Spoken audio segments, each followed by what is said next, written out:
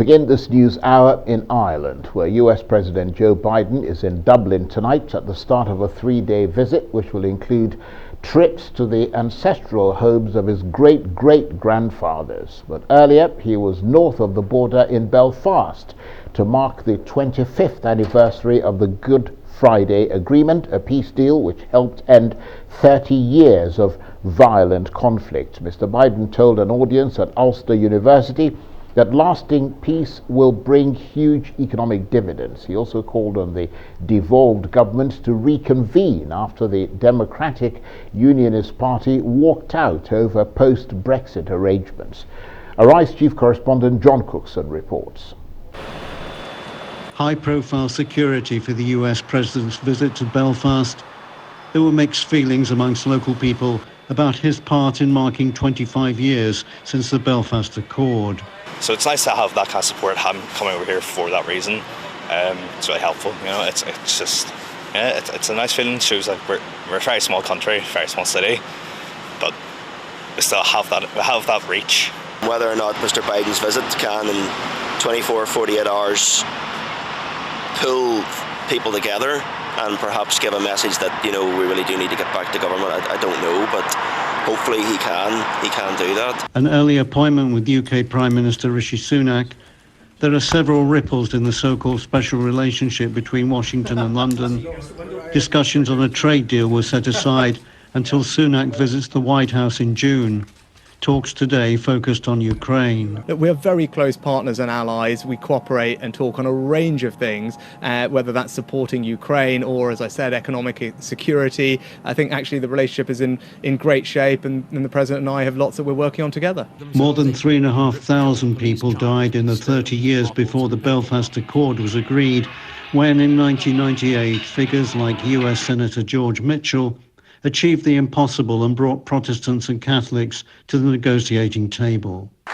Today, Biden said preserving peace was a priority. 25 years ago this week, the landmark Belfast Good Friday Agreement was signed. And it wasn't easy. I was a United States Senator at the time, and I worked very closely with my good friend George Mitchell, who will be here, I believe, in a couple days. And there were no guarantees that the deal on paper would hold. No guarantees that it would be able to deliver the progress we celebrate today. It took long, hard years of work to get to this place. It took a people willing to come together in good faith and to risk boldly for the future. Religious and political divisions still remain in Northern Ireland, and the power-sharing government is still in a state of collapse, but Biden reminded the young that lasting peace means prosperity. Today's Belfast is the beating heart of Northern Ireland and is poised to drive unprecedented economic opportunity and investment from communities across the UK, across Ireland, and across the United States. The simple truth is that peace and economic opportunity go together. Peace and economic opportunity go together. In the 25 years since the Good Friday Agreement, Northern Ireland's gross domestic product has literally doubled. And I predict to you, if things continue to move in the right direction, it will more than triple. Biden landed in Dublin tonight for a 3-day trip to the Republic of Ireland, having successfully navigated Northern Ireland's political currents. But what real difference he's made to maintaining the peace process north of the border is an open question. John Cookson, Arise News.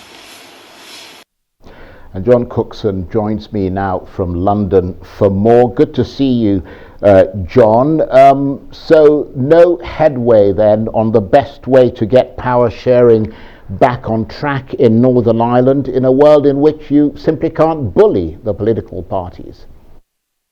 Absolutely. Good evening, Charles. Good to see you. Yes, I think disappointment tonight is the message from Belfast, although how much of a difference he was ever going to make is unclear.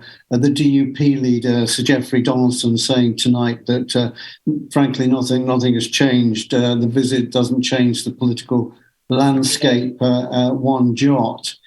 So it seems that the Biden visit, first blush at least, has done nothing to get things back on track as far as getting the Northern Ireland Assembly back together again. The sticking point, of course, being the post-Brexit deal, which was completed by Boris Johnson, but then amended to the Windsor Accord by Rishi Sunak, and the DUP still concerned about the fine print of that accord. So although it was a very high-profile visit and Biden looked on good form, I thought it was a very forward-looking, positive speech, which would have inspired many, rambling at times, of course, but that's the Biden style.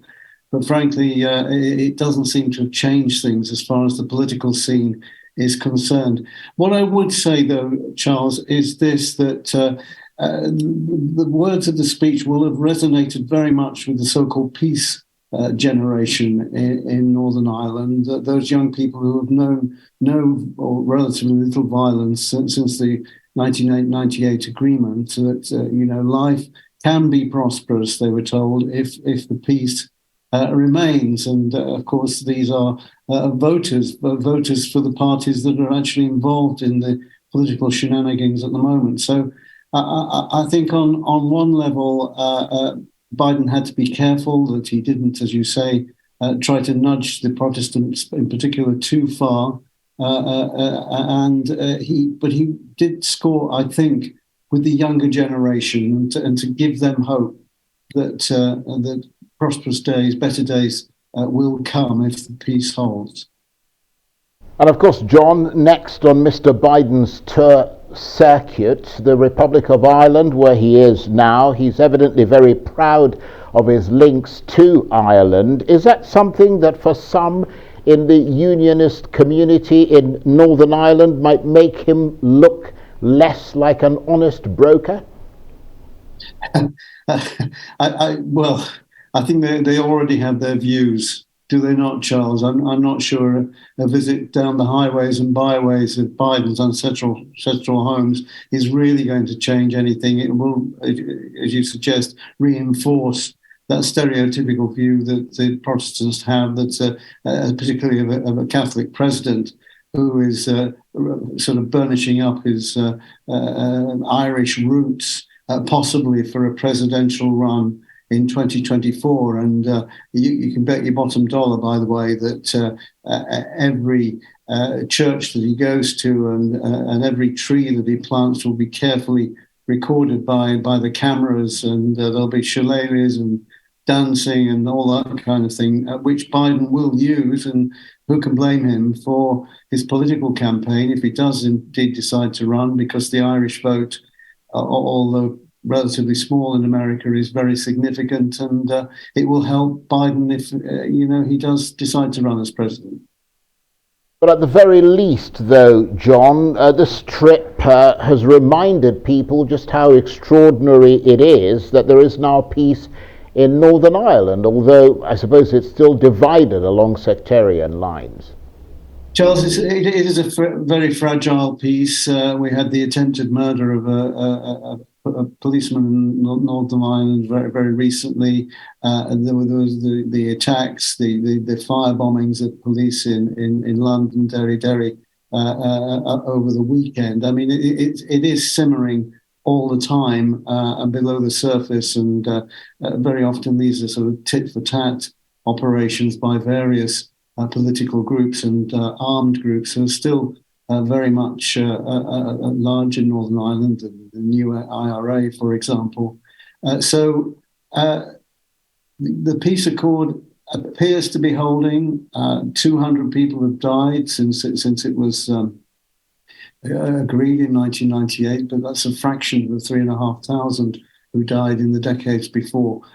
So the troubles are still there in the background, always in Ireland, and the peace agreement that's been agreed between both sides and between London, Dublin, and Belfast is that Ireland should remain divided as long as the people want it that way. The majority of people in the north still want that to be the case, and the Irish people in the Irish Republic would like to see Northern Ireland part of Ireland, but the voting just isn't there for that. John, thanks very much indeed. John Cookson, Arise chief correspondent, talking to me there about his assessment of President Biden's visit to Northern Ireland.